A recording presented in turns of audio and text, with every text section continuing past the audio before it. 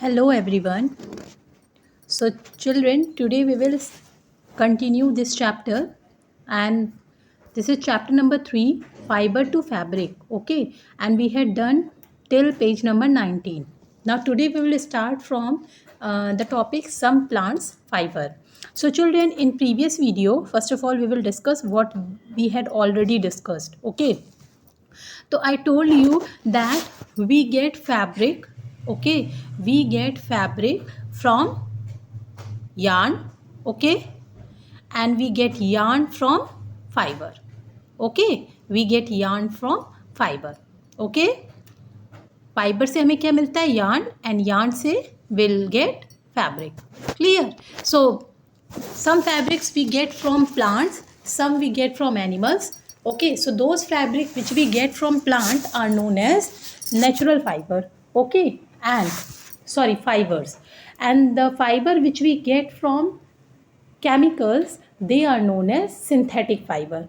Clear? So the fiber which we get from plant, examples are cotton and jute, and the fiber which we get from animals, that is silk and wool. Okay, clear? Fiber which we get and what is the example of synthetic fiber? That are nylon, polyester, rayon, acrylic. Okay, so many examples are there. So we will continue. Now we will continue from cotton. Okay, some plants fiber we will discuss now. So plant fiber, cotton and jute. See here. Have you ever made wicks from oil lamps? What do you use for making these wick? Okay, तो जैसे oil lamp होता होगा, पता नहीं अभी आपने देखा है कि नहीं, पहले के टाइम पे क्या होता था, जैसे लाइट जब चली जाती थी तो अब क्या होता है, लोगों के घर में इन्वर्टर है, ठीक है, कैंडल्स, अगर इन्वर्टर नहीं है तो हम कैंडल्स ब्लो कर लेते हैं, है ना. बट पहले के टाइम पे क्या था कि ऑयल लैम्प्स आते थे, ठीक है, उसके अंदर क्या होता था, विक्स लगे होते थे, ठीक है, और इस टाइप का होता था. Wait, I draw the diagram. Okay, like this lamp, और इसमें क्या होता था, ऑयल फिल होता था, ठीक है, ये इस तरह का कुछ होता था, ठीक, और इसी के ऊपर क्या होता था, विक लगा होता था, ठीक, ठीक है, और इसके अंदर ये जो कंटेनर रहता था, इसके अंदर ऑयल हम फिल करते थे, और ऊपर से क्या होता था, ये ग्लास से कवर होता था, ठीक, ये ऊपर से ओपन रहता था. ओपन नहीं रहेगा तो क्या होगा, क्या ये विक जैसे आप जलाओगे, थोड़ी देर बाद जैसे ऑक्सीजन उसमें ख़त्म होगा वो अपने आप बुझ जाएगा, ठीक है, तो इसलिए ओपन से ये ऊपर से ये ओपन रहता था. तो क्या आपने, तो इस तरह का विक होता था, ठीक है, इसी को हम क्या करते थे, ब्लो करते थे, जलाते थे, ठीक. तो सी हियर, सो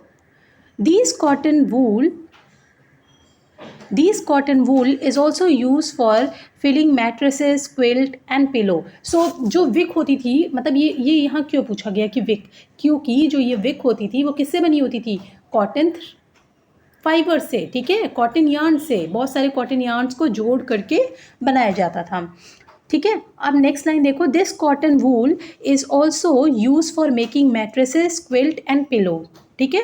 तो कॉटन फाइबर का यूज़ हम और कहाँ कहाँ करते हैं, मैट्रेसेस बनाने में, क्विल्ट, ठीक है, बनाने में, और पिलोज़ में भी ये फिल किए जाते हैं. Take some cotton wool, pull it apart and look at its edges. What do you observe? The small thin strand that you see are made up of cotton fiber.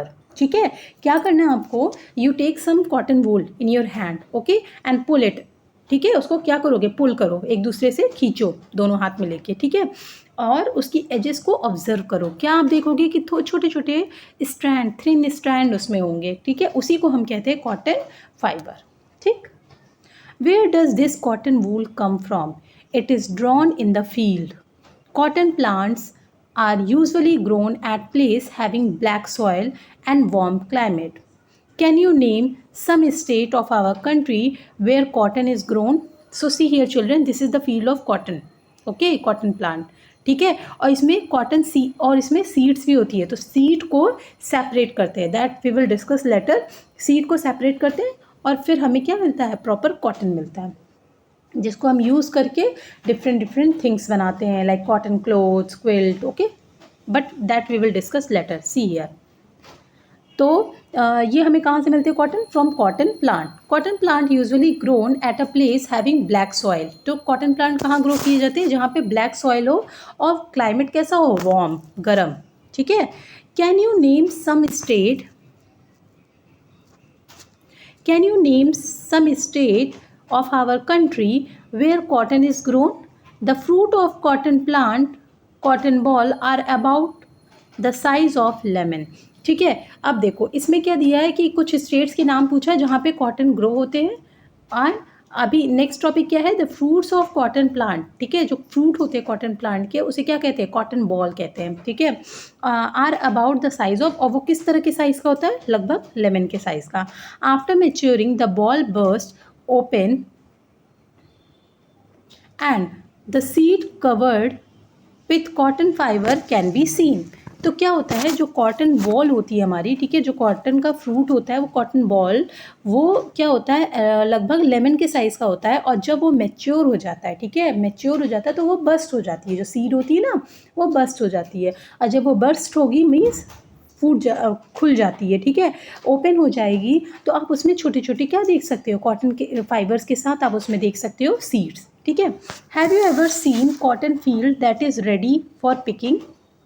क्या आपने कभी देखा है कि कॉटन का जो फील्ड है वो रेडी, वो कैसा लगता है देखने में? कि जैसे कोई स्नो से कवर हो. ठीक है. जैसे बर्फ़ से ढका हुआ. ठीक है. क्यों? क्योंकि कॉटन वाइट कलर की होती है. It looks like a field covered with snow. From this ball cotton is usually picked by hand. Fibres are then separated from the seed by combing. ठीक है. अभी मैंने बताया था ना आपको, क्या होता है? जो कॉटन बॉल्स होती है उसमें बहुत सारी सीड्स होती है तो उसको हम सेपरेट करते हैं, तभी हम किसी चीज़ को कॉटन के हेल्प से बना सकते हैं. ठीक है. आप क्लोज कॉटन से सीड के साथ नहीं बना सकते हो. ठीक है. तो पहले हमें क्या करना होगा? फर्स्ट प्रोसेस क्या है? कॉटन सीड को कॉटन से सेपरेट करना है. ठीक. अब ये कैसे करेंगे? तो देखो उस प्रोसेस को हम कहते हैं ginning. Okay. See. From this ball, cotton is usually picked by hand. See here, from here. Fibers are then separated from the seed by combing. कैसे? सी. Comb like structure. ये क्या लिया हाथ में? कॉम. कॉम मीन्स कंघी. कंघी के structure का, बट ये वाली कंघी नहीं जिससे आप अपने हेयर कॉम करते हो, नहीं, वो बड़ी साइज़ में होगी. ठीक है. और with the help of that this com you can separate the seed from the cotton. Okay. By which process? By combing. Now, और उस process को क्या कहते हैं? गिनिंग.